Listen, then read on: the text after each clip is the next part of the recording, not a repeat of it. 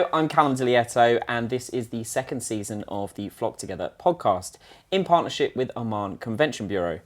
And we're here at the Langham, and I'm joined by Sam. How are you? I'm very well, thank you. What I like, first things first, Goose Live, Flock Together, you know? What a combination. You were destined to be on this podcast. I know, I feel like I was. Goose is celebrating 20 years this year of industry, being in the events industry. And we chose our name because we wanted something that stood out. And I think everyone has agreed it did stand out. But it was because of teamwork. When geese migrate, they fly in formation. They are 72% stronger in that formation. And we use that whole analogy all the way through what we do as a team. That was a very similar thinking with me in terms of, you know, I was thinking that our industry is always flying around the world, but it's very much collaborative, and, you know, event planners often lead that group, but it's always in a formation, and, you know, there's structure to it as well. So I love that. We were so on the same page. You know? Yes. And we first met, this is the crazy part, is we first met right in the height of COVID, where no one else was really doing events, but you'd managed to do this incredible luxury car experience, doing all the procedures needed and above to make sure that an actual live event could happen and it wouldn't just be a Zoom. Yeah, we were very fortunate. There was a window of opportunity between lockdowns where we were allowed to go and do small-scale events. You know, if you remember, group size would be 6, masks everywhere. It was a car launch, so we had all sorts of cleaning protocols for the cars. It was a very strange time looking back on it now, even being interviewed with wearing a face mask as well. It was strange when you look back at that footage. It is. It's weird because, like I said, because that's when we first met. I just sort of like, it was like a bit of a throwback, and I was like, oh my God, that was a time in our lives. But what I loved was that you'd kind of really pushed forward to make a live event happen. You know, the easiest option would have been just, okay, we just can't do it. But you just worked and found a way and bio-blasted the cars and did all of this, and it turned out to be fantastic. Yeah, and it actually gave the client a chance to be more creative because they actually brought more of their fleet down so that journalists could actually have more access to things which they hadn't done before, rather than just being a single car launch. And they've used that footprint for future events since then. So it was actually an opportunity. So it was good. Love that. So the first part of the podcast is reform. It's an opportunity for you to write a letter, use that quill from that feather in the logo. It could be a goose quill, and write a letter to the industry. What would your letter be? So my letter would be more to clients and working with great clients, which we've been privileged to do, but just to reform that procurement process. It's a bit of a sticky topic, but it's one of those that if you play in an open playing field and you know your budget ballpark and you know who's in the mix, you can provide a much better response. So it would be more about creating almost a charter of honesty around how many agencies are involved, what's the reality, is there an incumbent, and all of that information that would actually make the responses for them a lot stronger. I think in all of the creative industries where there are agency models, this is constantly a problem with pitching for business, especially against incumbents, and also kind of intellectual property. You know, you coming in with ideas and then maybe perhaps they'll say, oh, we're going to use the guy we're already using, but we're going to maybe use some of those ideas. And it's such a difficult thing to police and structure. But I think you're right, transparency or just a level of honesty that will just make it fairer for everyone would be the best answer. Yeah, I mean, we're fortunate. We benefit sometimes by being the incumbent. But if you don't know who else you're up against, recently was on a briefing call with 2 other agencies with the client, and when I reflected on it, it was actually brilliant because we knew exactly what the brief was. We all had the same information. We knew who we were up against. We knew what the budget was, and it was very transparent. And I actually went, that's actually a really good way to do it. Yeah, so that's really fair actually, and really refreshing, because then there can't be any complaints. You've all had the same brief at the same time. So yeah, it was good, I think. So yeah, more of that, I think, honesty and transparency. Then you can give a much better service. And you know, when we look at things like rate cards, and the cheapest isn't always the best. There's a lot of value in other areas that sometimes needs to be considered. So I can do a bit of a soapbox on it. I won't today, but yeah, that would be my reflection on what to do better, to do better. Well, the next part is about remembering. And so I'd like to get you to remember the first ever work trip you did abroad. Does it have to be abroad? No. My first one was to Birmingham. Some would say that's abroad. So the first event I ever did, I started as an office junior for a very small agency, and we were running the Thresher Christmas conference back in the day when it was the biggest off-licence chain in the country, if you remember, and they would bring 1,800 people, all of their branch managers in for a Christmas sort of marketing campaign and a celebratory lunch in September. So we were like doing a Christmas event in September. Yeah. And it taught me a lot, taught me all my logistics skills, table planning for 1,800, coaches all over the country, bringing them in, production. We used to have military band to start the show after lunch. It was a full Christmas lunch. All the wine was supplied because obviously it was a off-licence chain. So by the time they rolled out there at 4:00 in the afternoon, you can imagine they all enjoyed themselves. I was going to say, a Christmas party for an off-licence chain feels like the most boozy event you could imagine. Yeah. And I reflect back on it now because we were having to do a table plan for 1,800 people and send that by fax. So we were having to fax the events team in Birmingham. And we did that event for 10 years, annual event for 10 years. It was brilliant.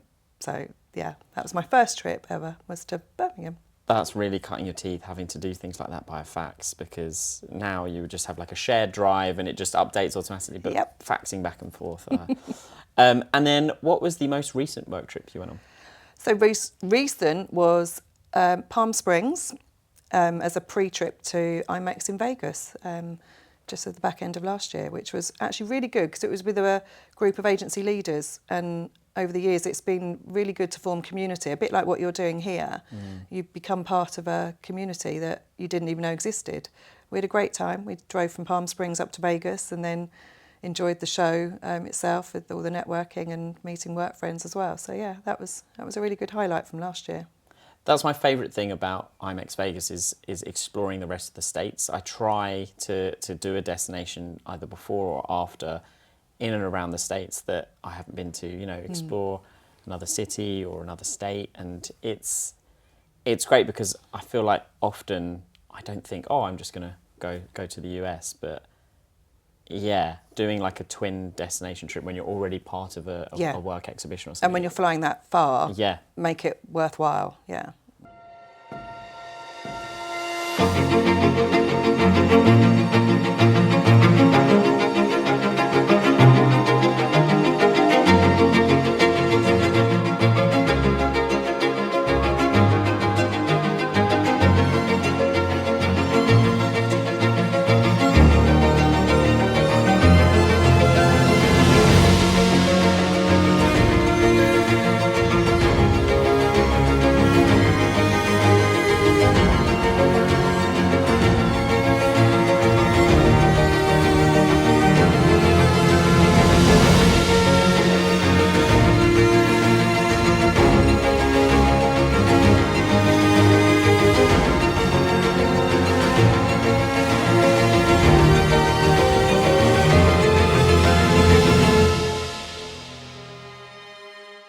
The next part of the podcast is about revisiting. So I'd like you to revisit a destination experience that you've had in the past and you would love to relive. So this would be going back to 2019 in Monaco, and we just created the most fabulous media drive experience. And it was short lead time, and we were trying to slot ourselves into Monaco in between their big sort of citywide events that happen from time to time. And we went to the Hotel de Paris. The client was Bentley. It just all married up beautifully. Bentley, Hotel de Paris, Casino Square, cars parked outside. And they were showing us all of their available event spaces. And we kept on saying, but what else? What else have you got? What haven't we seen? And they said, the only thing we haven't showed you is the Princess Grace suite. Let's take a look. A bit similar to the surroundings that we're in today. And you only walk through a door of a suite and you just go, wow, this is amazing. On 2 floors, we basically took it all over. It became the home of Bentley for 10 days for journalists to come and explore test drive the car, have this most amazing event. And because we took over the suite, our event office became one of the best bedrooms in the suite, which overlooked the coast. It was just amazing. It was over the yachting club. It was just stunning, and we just had the best time. Monaco is one of those destinations where it's just so beautiful, so luxurious. Every vista is just wonderful. But then when you're in a bougie suite in a 5-star hotel, it just raises the level that little bit more. It does. We didn't get to stay there as a team, but we stayed at the Columbus, not far away. So you could walk, and it was brilliant. Nice early morning walk, stroll through Monaco. Oh, it's just awesome. You're living your best life there. And then the car drive was out towards Nice to a beautiful chateau, Chateau Rosaline, which served the best rosé. And then, it was brilliant. And lots of our team just remember that as one of the best events we did. Love that. And if you could make another hotel a home, as opposed to perhaps that one, which hotel would it be? I think Chewton Glen. I'd like to go and live in a tree house. That is a great shout. And you've still got access to the spa, cookery school to learn new skills, by the coast again. It would just be epic, wouldn't it? I do love Chewton Glen, and it's where we recorded our first season of the podcast. And I feel like it gives me a very Christmassy feel. I often go there in the winter, and with the Christmas lights and everything, it feels like Christmas when I go to Chewton Glen. Yeah. So I have fond memories there. It's lovely. Can I tell you a story about Hotel de Paris while I think about it? Yeah. They're one of the few hotels. In the entrance, in the lobby, there is a bust of a racing horse, and everyone that walks in touches the foot of the horse, and it's supposed to bring you good luck in the casino, apparently. Legend has it. And then recently, I've been to the OWO, the Raffles, the new one here. They have a lion, I think it is, or some other bust that people touch for good luck. And then I went to the Kimpton Fitzroy in London as well, and they have a dragon. And I'm suddenly discovering all these hotels that have all these little good luck touches. Statues, They're like hidden in the hotel that you can fact find. And have you rubbed each, and did you get good luck from each of them? Oh, yet to see. But obviously, good luck coming on this podcast. I feel like we need a flock together bus that people rub for good luck. Yes, like some sort of bird. We'll have to decide what bird it is, because there's a whole. It could be a goose, right? It could be a goose. I mean, that would be a good cross brand, wouldn't it? It would. The next part of the podcast is one of my favourite challenges, and that's because, you will organise these incredible trips for your clients all the time. But if the shoe's on the other foot and you're organising a trip for yourself, once in a lifetime incentive, where would you go? What would you do? And who would it be with if it was a celebrity guest that could accompany you? So this is a brilliant question. My family heritage is Indian. It's Anglo-Indian, but we've never been as a family. So it would definitely have to be India. Yeah. My dad was born in Calcutta, or Kolkata as it's now known. So it'd have to be Mumbai, Delhi, Agra, Taj Mahal, do that whole exploring of India for, 10 days, 2 weeks maybe. And then go to the Maldives for 5 days to reflect on it.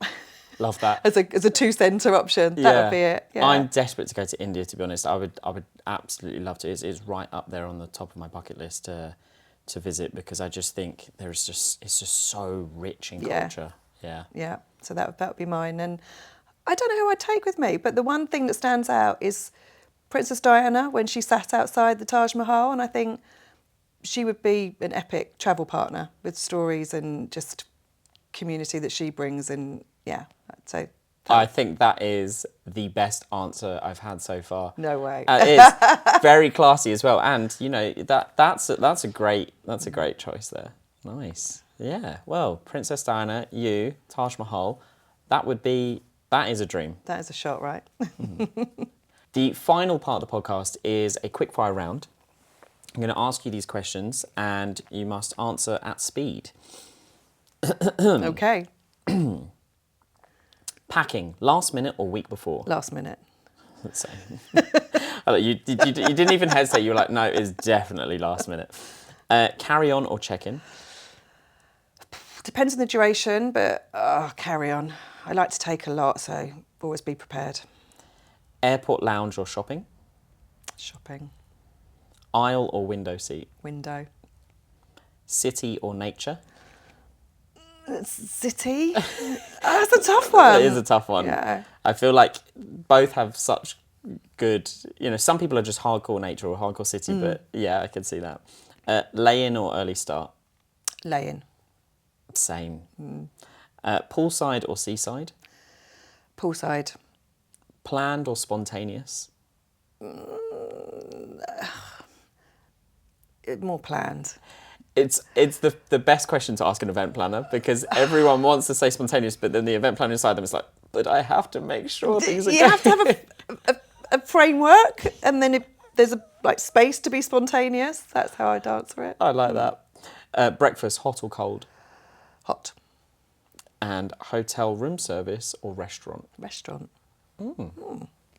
Well, thank you so much for being part of the flock. It's nice to have a goose flying along with us. Thank you. And I hope that you will get over to India, obviously not with Princess Diana, but perhaps soon, and try to create some of that trip. It would be magical. Thank you, Callum. It's been a pleasure.